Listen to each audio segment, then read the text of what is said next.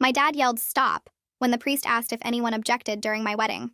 My dad, Terry, always had to be the center of attention at every event with his stupid jokes that only he found funny, while everyone else just felt uncomfortable and embarrassed. At my cousin's wedding, he pretended to choke during the vows to get laughs, but just disrupted the entire ceremony.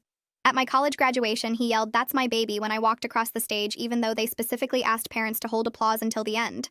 At my engagement party, he gave a 40-minute speech about how I used to eat dirt as a child and wet the bed until I was 9, which weren't even true stories, just things he made up for entertainment. My mom always defended him, saying that's just how your father shows love through humor, but it wasn't humor.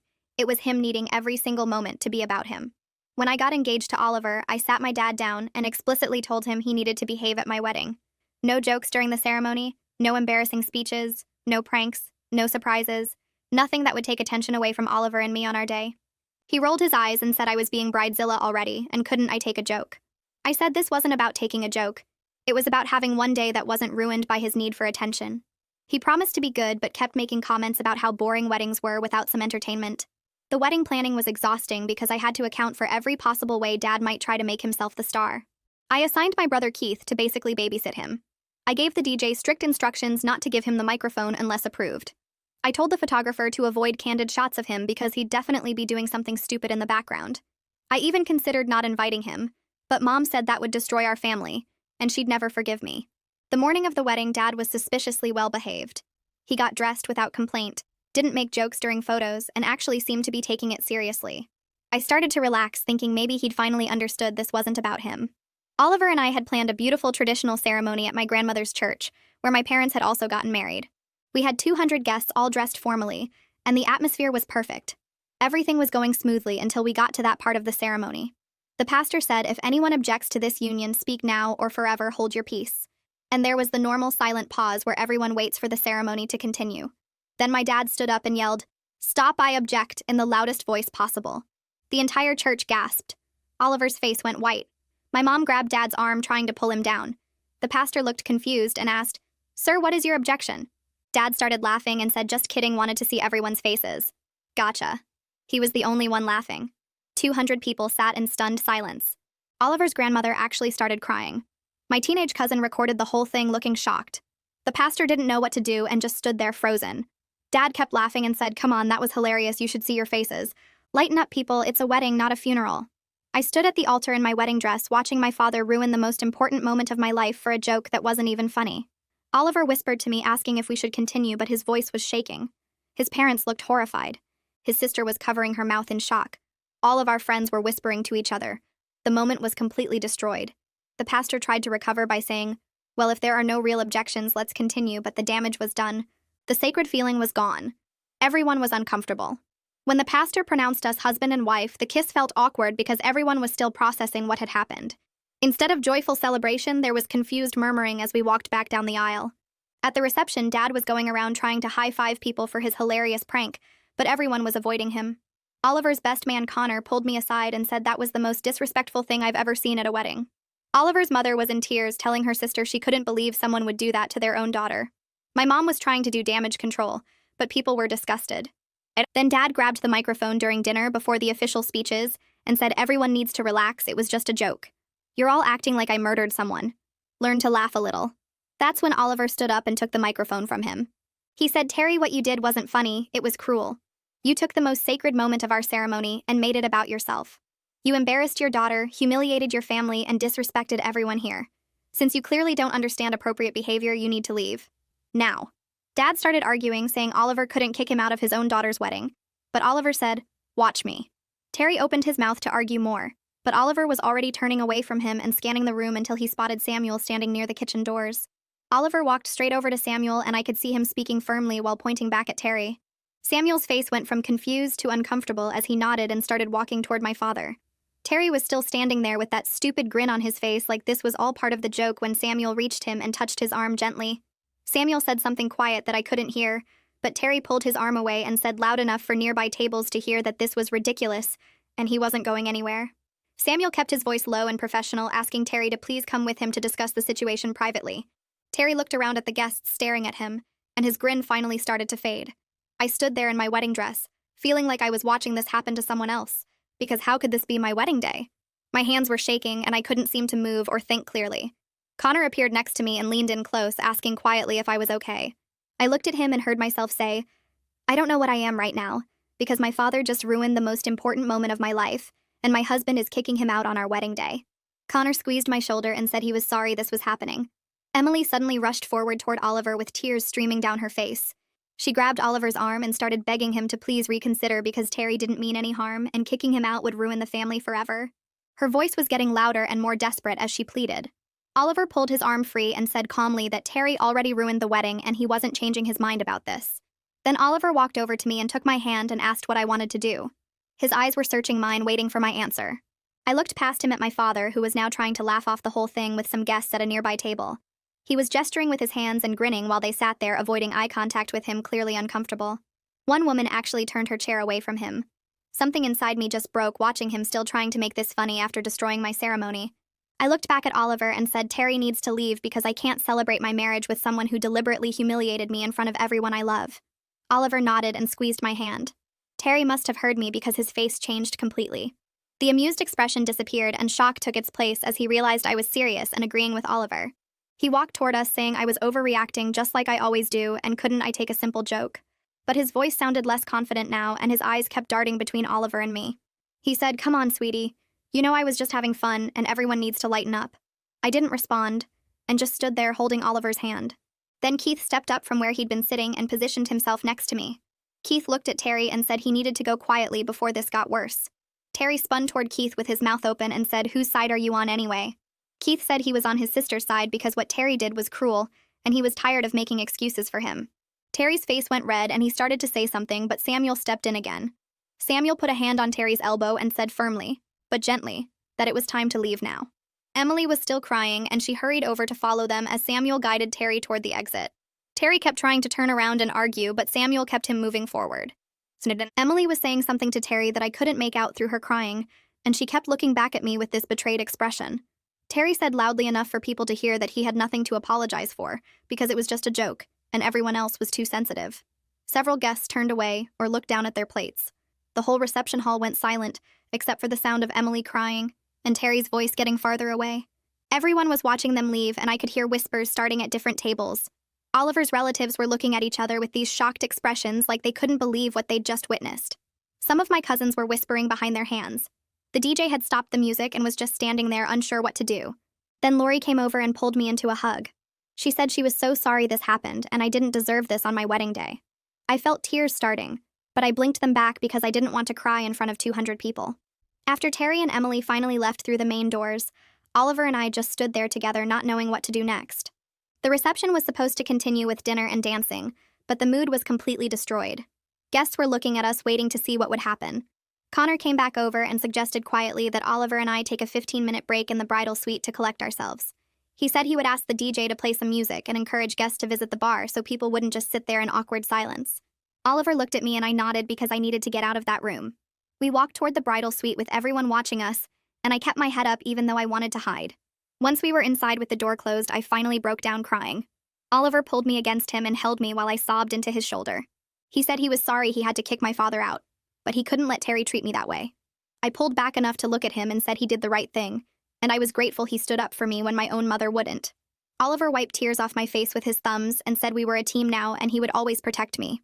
I leaned against him again and cried harder because my wedding day was ruined, but at least I married someone who actually loved and respected me enough to defend me when it mattered most. Someone knocked on the bridal suite door and Bianca called out asking if she could come in. Oliver looked at me and I nodded, so he opened the door. Bianca walked in carrying my makeup bag and set it on the vanity. She came over and hugged me tight, then pulled back to look at my face. She said my mascara was running down my cheeks and she'd help me fix it before we went back out to the reception. I sat down at the vanity while she opened the makeup bag and started pulling out products. She wiped under my eyes with a makeup remover wipe and reapplied concealer where my foundation had smudged from crying. While she worked on my face, she told me that what Oliver did out there was the most romantic thing she'd ever seen in her life. She said he protected me without even thinking about it and didn't care what anyone thought, including our parents. That's what marriage is supposed to be, she said. Two people who have each other's backs no matter what. I felt tears starting again, but Bianca told me to stop or she'd have to redo everything. Oliver stood behind us watching in the mirror and squeezed my shoulder. My phone buzzed on the vanity and I picked it up to see a text from Keith. He said Emily took Terry home and they were both mad as hell. Emily was threatening not to come back to the reception at all. I texted back saying that was her choice to make. but I wasn't going to apologize for finally enforcing boundaries that Terry had ignored my entire life. Keith responded immediately saying he knew and he supported me completely. Another text came through from Emily asking how I could do this to my father on my wedding day. I showed Oliver and he said to ignore it for now. We could deal with Emily later, but right now we needed to get back out there and try to salvage our reception. Bianca finished fixing my makeup and stepped back to check her work. She said I looked beautiful again, and no one would be able to tell I'd been crying. I stood up and smoothed down my dress. Oliver took my hand, and we walked toward the door together. When we came back into the reception hall about 20 minutes after Terry left, I was worried everyone would still be sitting there in awkward silence. But Connor had somehow managed to shift the whole mood of the room. Music was playing from the DJ booth, and people were standing at the bar talking and laughing. Connor saw us come in and walked over with a big smile. He said he got people drinking and started some conversations to break the tension. Several guests noticed we were back and came over to us privately. Oliver's aunt pulled me aside and said she completely supported our decision to remove Terry. She said what he did was totally wrong and she was glad Oliver stood up for me. One of my cousins came over and told Oliver he did the right thing and everyone understood why Terry had to leave. Another guest said Terry's behavior was the most inappropriate thing they'd ever witnessed at a wedding ceremony. Person after person approached us to express support and say they were on our side. I started to feel less alone in the situation, knowing that most of our guests understood what happened and didn't blame us for our reaction. The DJ announced it was time for the father of the groom speech, and Brian walked up to take the microphone. He stood there for a moment looking out at everyone, then his eyes found Oliver and me at our table. He said he wanted to talk about what just happened, because everyone saw it, and pretending it didn't happen would be weird. He said he was incredibly proud of Oliver for being the kind of man who protects his wife and stands up for what's right even when it's hard. He said marriage is about being a team and having your partner's back, especially when family makes that difficult. He talked about how he raised Oliver to respect women and treat his partner as an equal, and he was glad to see those values in action tonight.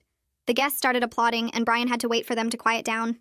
He said he and Lori were thrilled to welcome me into their family, and they would always support us as a couple. When he finished, the whole room erupted in loud applause, and several people stood up. Oliver squeezed my hand under the table, and I could see his eyes were wet. Then Lori took the microphone and gave her mother of the groom speech. She talked about raising Oliver to understand that respect and kindness matter more than anything else. She said she taught him that a real man protects the people he loves and stands up against behavior that hurts them.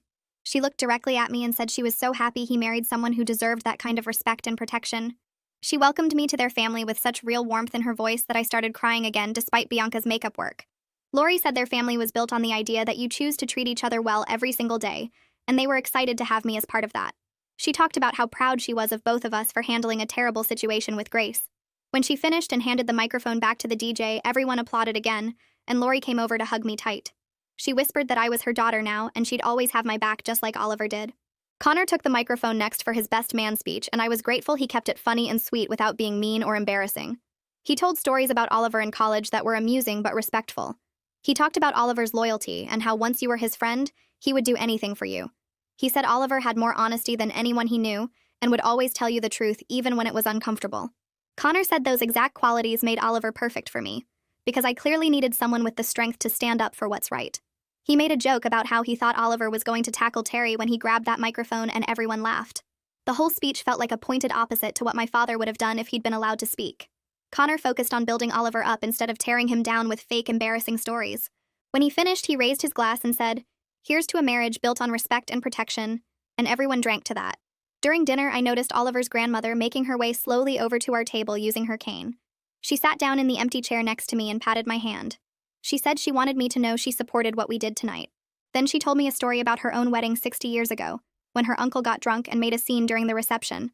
She said her husband threw him out and half the family didn't speak to them for a year, but it was worth it to set that boundary. Another guest came over and shared a similar story about a family member who disrupted their ceremony. A friend of Oliver's parents told me about dealing with a difficult mother-in-law who tried to ruin their wedding photos. Person after person came to our table to express support and share their own experiences with hard family situations at weddings. The stories made me feel less alone, like this wasn't just my problem, but something lots of people dealt with. Each conversation helped me feel more confident that we'd made the right choice, even though it was painful. My phone kept buzzing in my clutch purse under the table. I pulled it out and saw text after text from Emily. She said I was tearing the family apart, and how could I do this to my father who loved me? She said I was being cruel and heartless, and she couldn't believe I'd embarrassed Terry like that in front of everyone. She said I'd regret this decision for the rest of my life. The texts kept coming one after another, getting more intense. Then Keith texted me separately saying to ignore Emily because she was in full mode where she couldn't see how bad Terry's behavior had become. He said she was making excuses like always and couldn't accept that Terry had finally faced real results for his actions. Keith told me he was proud of me for standing up for myself, and he wished he'd done it years ago. I showed the text to Oliver and he said we should both put our phones away and just focus on enjoying the rest of our reception. He was right, so I turned my phone to silent and tucked it back in my purse. The DJ announced it was time for our first dance, and Oliver led me out to the middle of the dance floor. The lights dimmed and our song started playing. Oliver pulled me close and we started swaying together. He leaned down and whispered in my ear that this was our day, and we weren't going to let Terry's need for attention take that away from us. He said we handled it together as a team, and that's how our whole marriage would be. I realized he was right, and something shifted inside me. I stopped thinking about Terry and Emily and all the drama. I focused on Oliver and the fact that I just married someone who would actually fight for me when it mattered. I started to really enjoy the moment instead of just surviving it. When the song ended, everyone applauded and other couples joined us on the dance floor.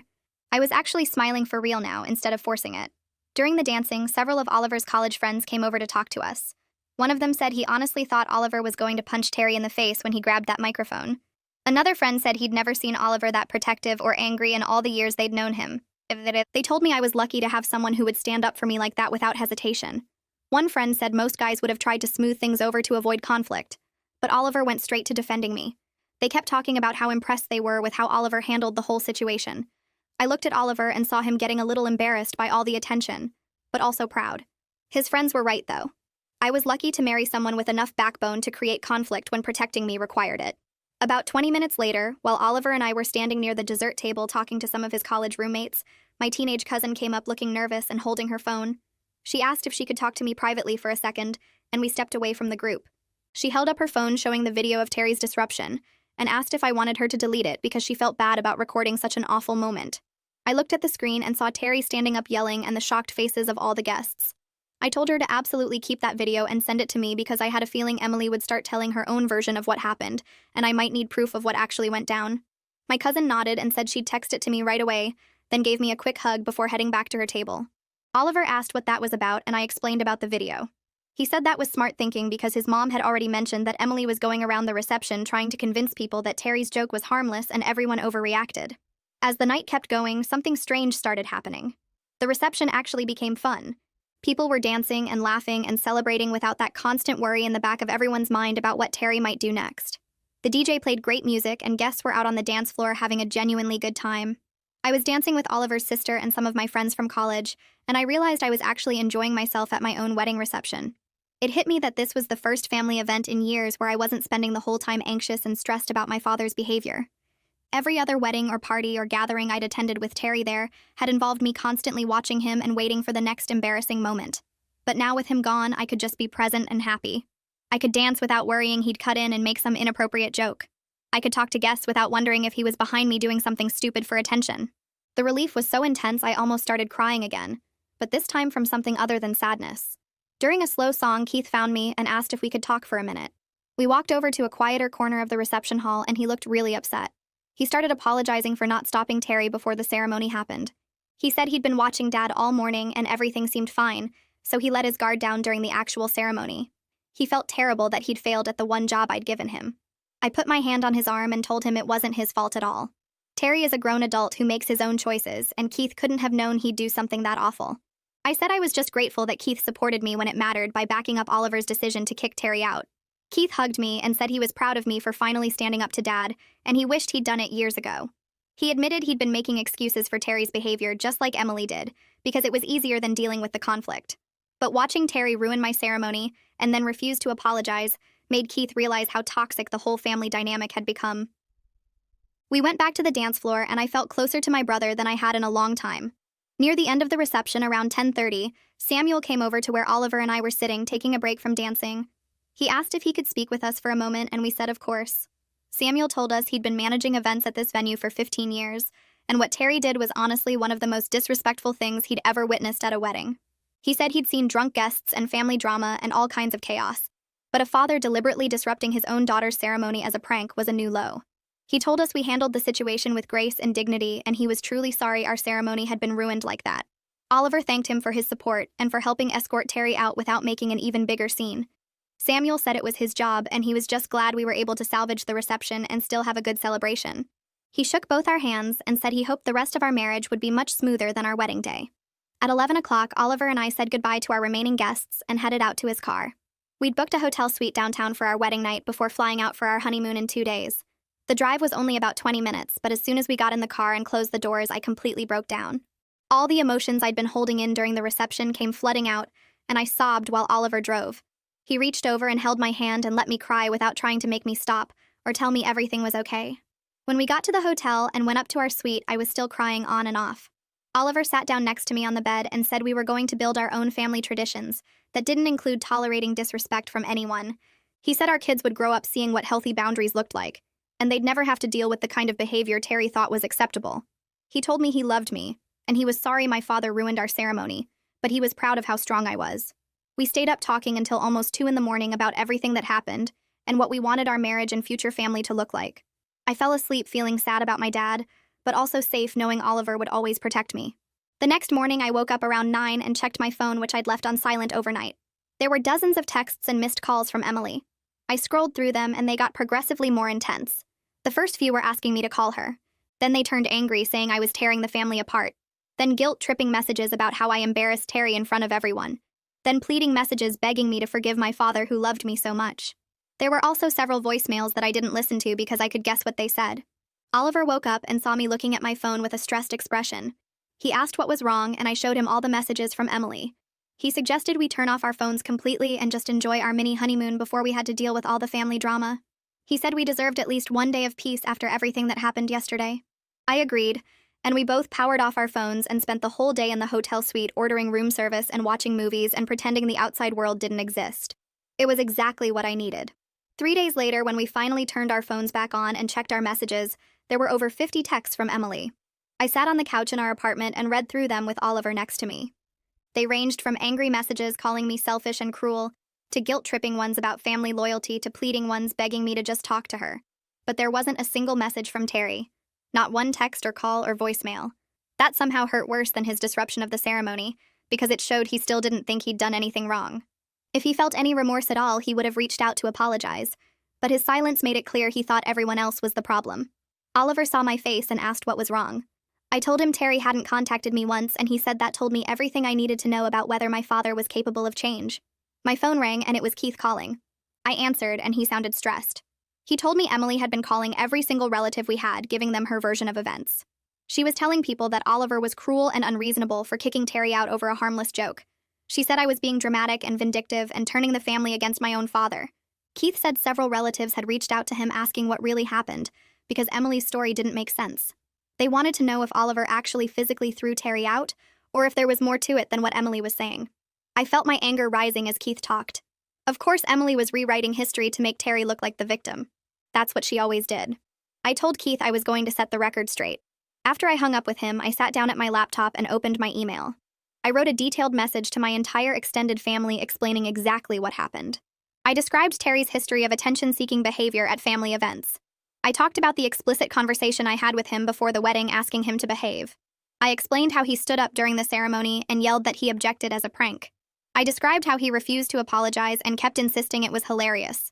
I detailed how he grabbed the microphone at the reception to tell everyone to lighten up. I explained that Oliver asked him to leave because his behavior was disrespectful and cruel. Then I attached the video my cousin had sent me so they could see Terry's disruption for themselves and make their own judgment about whether it was a harmless joke. I read the email 3 times to make sure it was clear and factual without being emotional or mean. Oliver read it too and said it was perfect. I hit send and watched it go out to about 30 relatives. Within an hour, the responses started coming in. My aunt said she'd witnessed Terry's behavior at other events and completely understood why we had to remove him. My uncle apologized for not speaking up before about how uncomfortable Terry's jokes made everyone. My grandmother said she was proud of me for standing up for myself. Cousin after cousin sent messages saying they'd seen the video and Terry's behavior was completely inappropriate. Several people said they were sorry I had to deal with that on my wedding day. A few admitted they'd stopped inviting Terry to their events because they couldn't trust him to behave. The response was overwhelmingly supportive, and it felt good to know that most of my family saw the situation clearly and weren't buying Emily's false narrative about Oliver being the bad guy. That night my phone rang showing Emily's number, and I almost didn't answer, but Oliver said I should get it over with. I picked up, and Emily was already crying before I even said hello. She told me I had turned the entire family against Terry with that email, and how could I do this to my own father?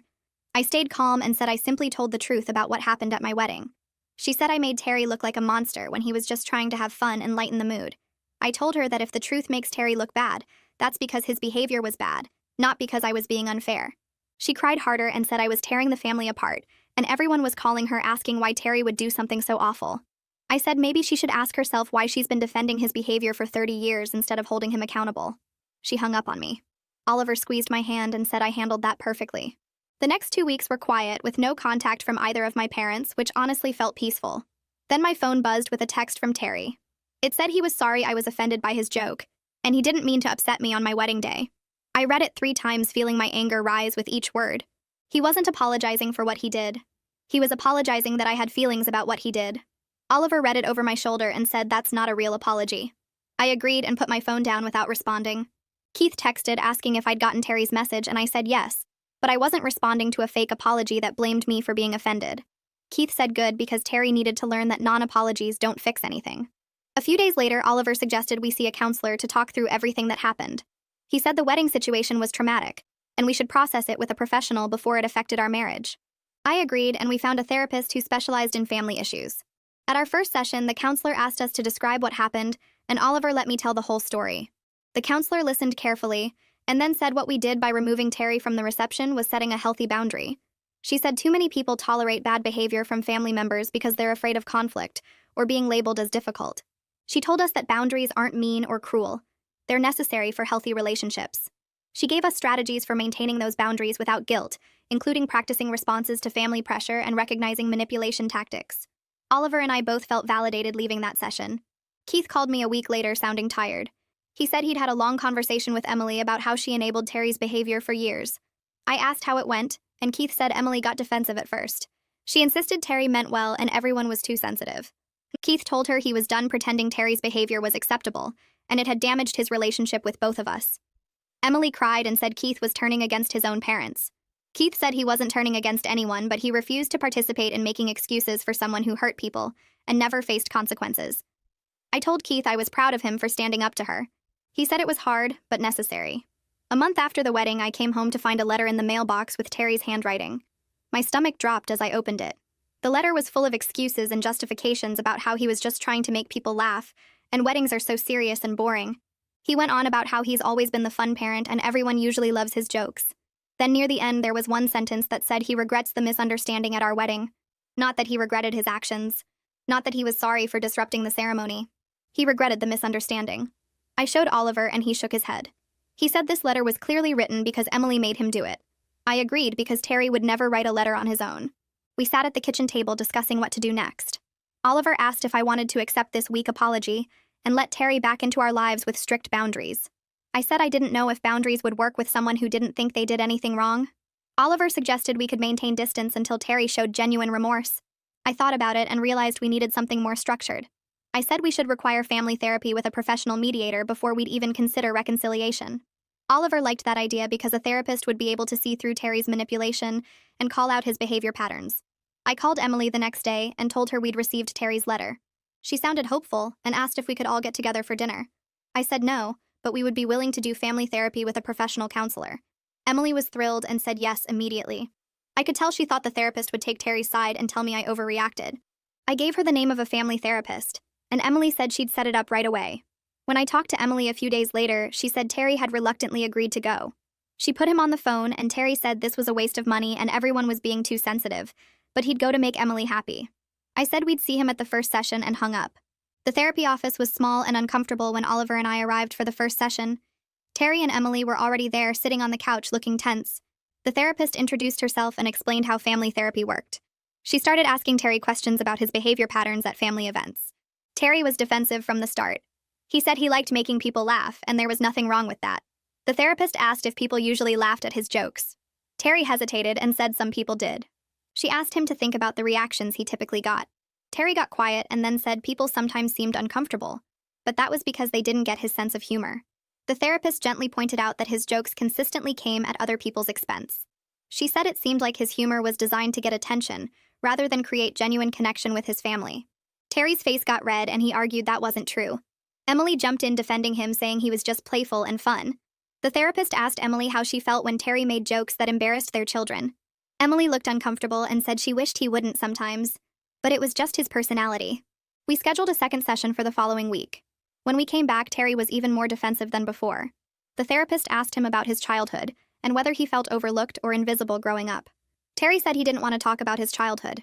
The therapist said she noticed a pattern where Terry needed to be the center of attention at important family moments. She suggested he might have narcissistic tendencies and used humor to avoid real emotional intimacy with his family. Terry stood up immediately and said this was garbage. He told the therapist she didn't know what she was talking about and he wasn't paying someone to insult him. Emily tried to calm him down, but Terry was already heading for the door. Emily looked at us with panic in her eyes and then ran after Terry, calling his name. The door slammed and Oliver and I sat there in silence with the therapist. She took a deep breath and said she was sorry that happened, but it wasn't unexpected. She told us privately that Terry showed classic signs of someone who needed to be the center of attention and likely wouldn't change without serious intervention. She said people like Terry rarely admitted they had a problem because that would require them to acknowledge their behavior hurt others. She suggested we focus on our own boundaries and healing, rather than waiting for Terry to have a breakthrough that might never come. Oliver asked if there was any hope Terry would change. The therapist said maybe, but it would take years of individual therapy and genuine willingness to do the work. She said we shouldn't hold our breath waiting for that to happen. We left the session feeling sad but also clear about what we needed to do. I told Oliver in the car that I needed space from both my parents for at least 6 months. He squeezed my hand and said he supported whatever I needed to heal. When we got home, I texted Keith explaining that I was cutting contact with Terry and Emily until they showed real accountability instead of excuses. Keith called me within 5 minutes and said he was doing the same thing. He told me he was tired of watching them hurt me and then act like victims when I set boundaries. Emily started calling both of us repeatedly, but we let the calls go to voicemail.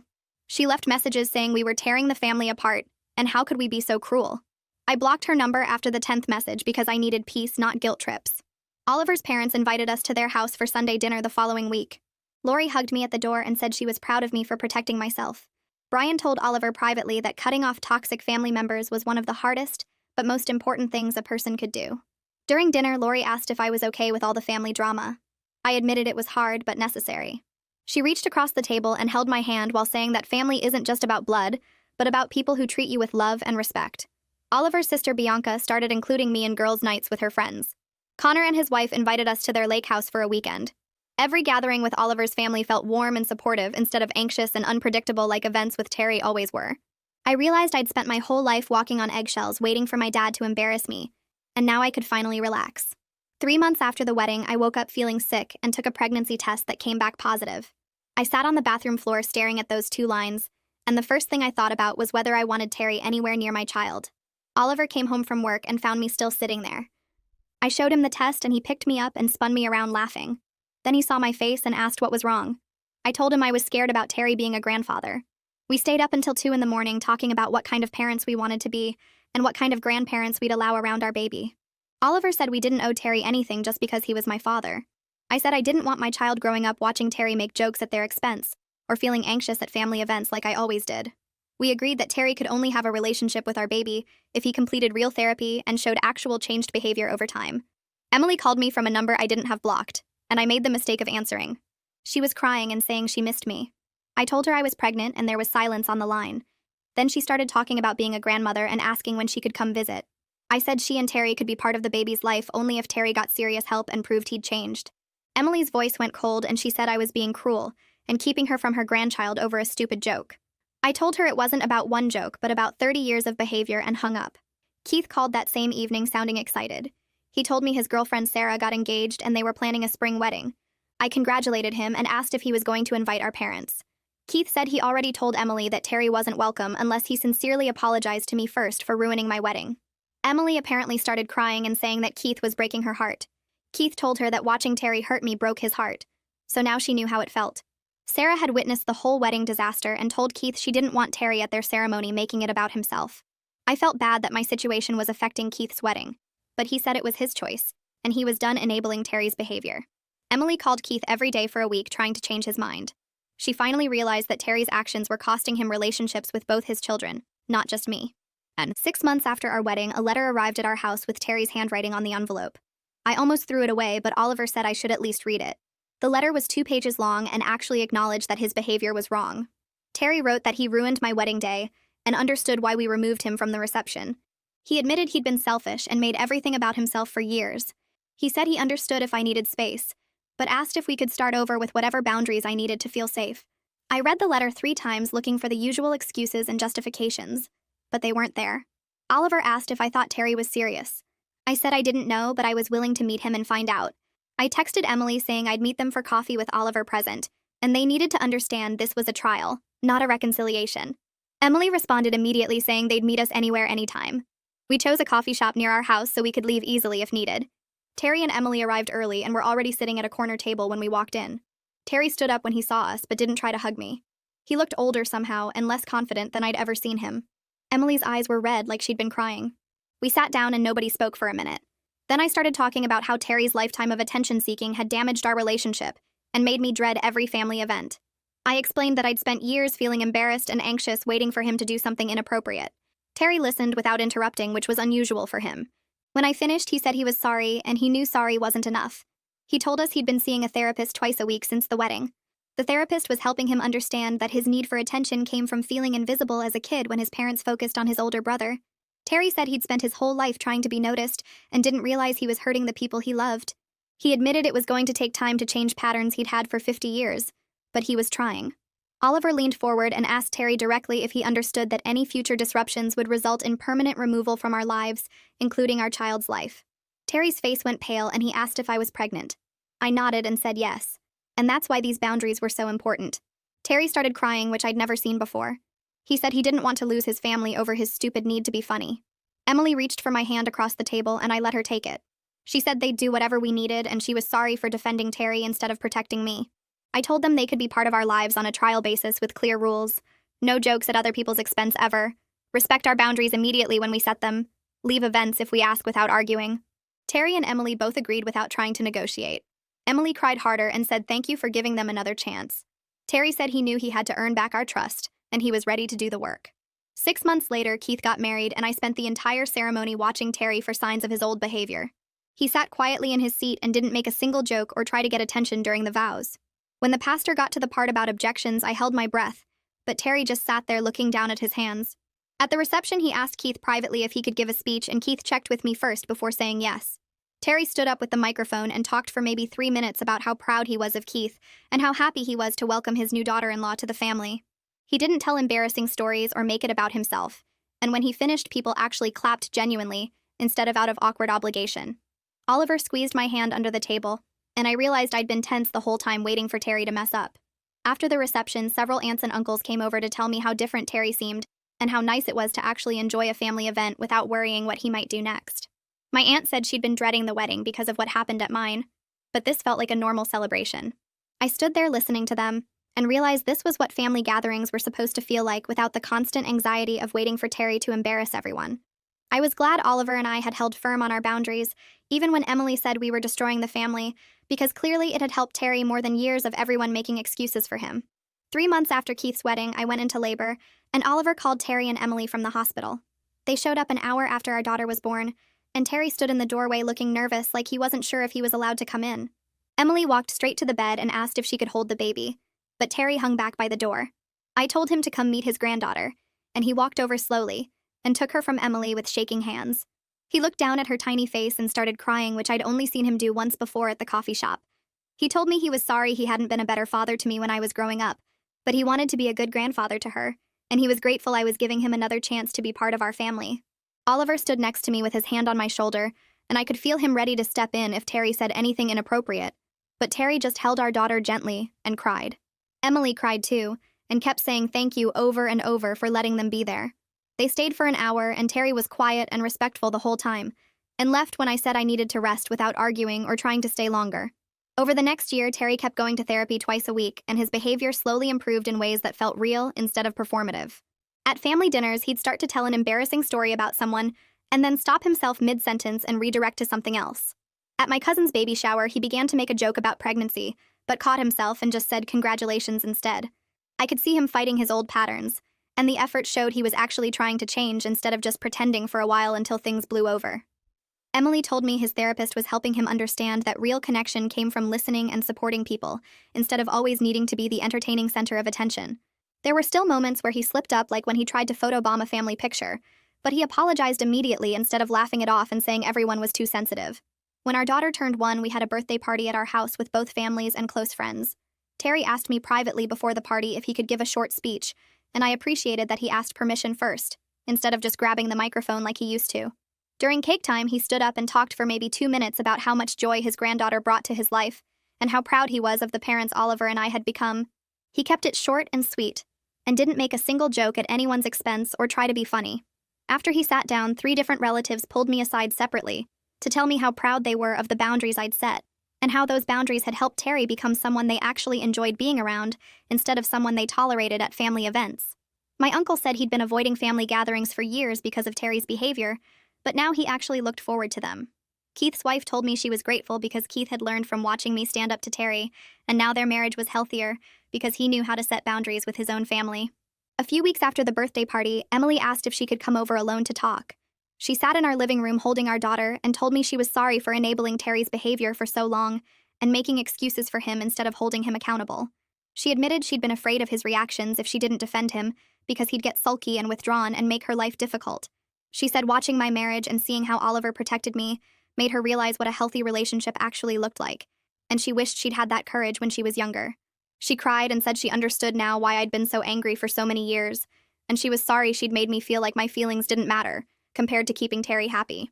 I told her I appreciated the apology, and I was glad we could rebuild our relationship now that she understood why the boundaries were necessary. She asked if she could babysit sometimes, and I said yes because her behavior had changed along with Terry's, and I could see she was genuinely trying to be a better mother and grandmother. Keith and I talked on the phone almost every week now compared to maybe once a month before the wedding disaster. He told me that watching me stand up to Terry at my wedding gave him courage to set his own boundaries with our parents, and his marriage was stronger because of it. He said his wife had been dealing with her own difficult family members, and seeing how I handled Terry helped her realize she didn't have to tolerate disrespect just because someone was family. Keith admitted he'd spent years being the peacemaker and trying to smooth everything over, but now he understood that real peace came from honest boundaries, not from pretending problems didn't exist. We made plans to get together more often with our spouses, and actually looked forward to family time instead of dreading it. 2 years after our wedding, Oliver surprised me by planning a vow renewal ceremony with just immediate family at a small garden venue. Terry and Emily came, and Terry was perfectly behaved throughout the entire ceremony.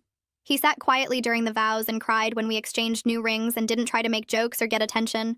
Afterward, he pulled me aside and told me he was grateful I hadn't given up on him completely, despite how badly he'd messed up at our wedding. He said the last 2 years of therapy had taught him that his need for attention had damaged all his relationships, and he was working every day to be better.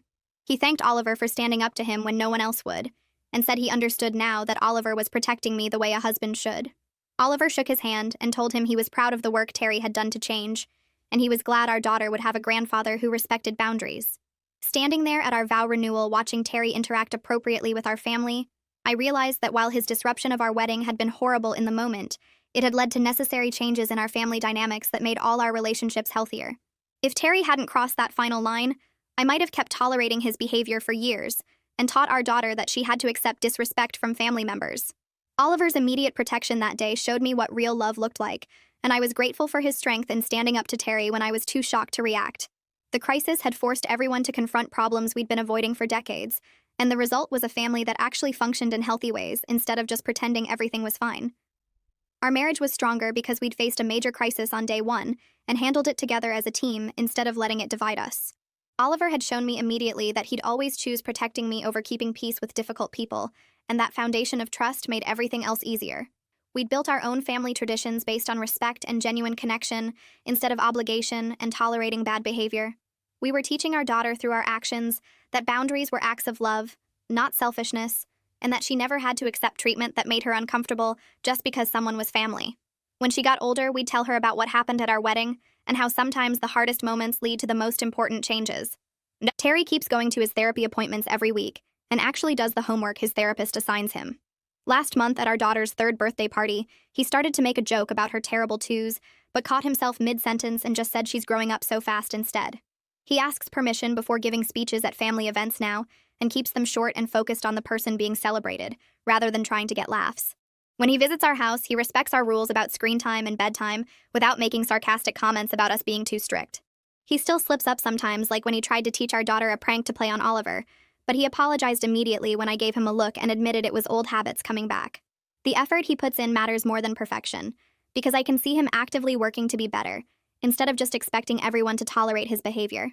Emily transformed into the kind of grandmother I always wished I had growing up. She babysits without trying to undermine our parenting decisions and actually follows our instructions about meals and naps. Last week, she told me she's been seeing her own therapist to work through why she enabled Terry for so long, and she's learning to set boundaries with him too. She pulled me aside at Thanksgiving and said she's proud of the woman I became and wishes she'd had my courage to stand up to Terry when she was younger. She plays with our daughter without making everything about getting attention, and just enjoys being present with her. The relationship we have now feels genuine instead of obligated, and I actually look forward to her visits rather than dreading them. When people ask about our wedding, I tell them the truth without sugarcoating what happened. I explain that my father disrupted the ceremony with an inappropriate joke, but my husband protected me and we removed him from the reception. Most people are shocked, but I add that setting that boundary actually saved our family relationships, because it forced everyone to confront problems we'd been ignoring for years. Some relatives tried to make me feel guilty at first, but I stayed firm, and eventually they admitted they'd been uncomfortable with Terry's behavior at other events too.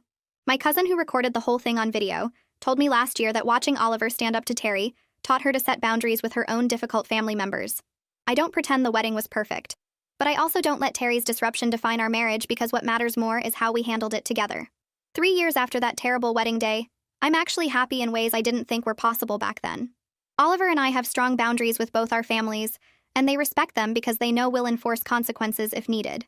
Our daughter is growing up watching her parents treat each other with respect and seeing her grandparents behave appropriately at family gatherings. Terry still isn't perfect, but he's someone I can enjoy spending time with now instead of dreading every interaction. Emily became a loving grandmother who supports us instead of undermining us.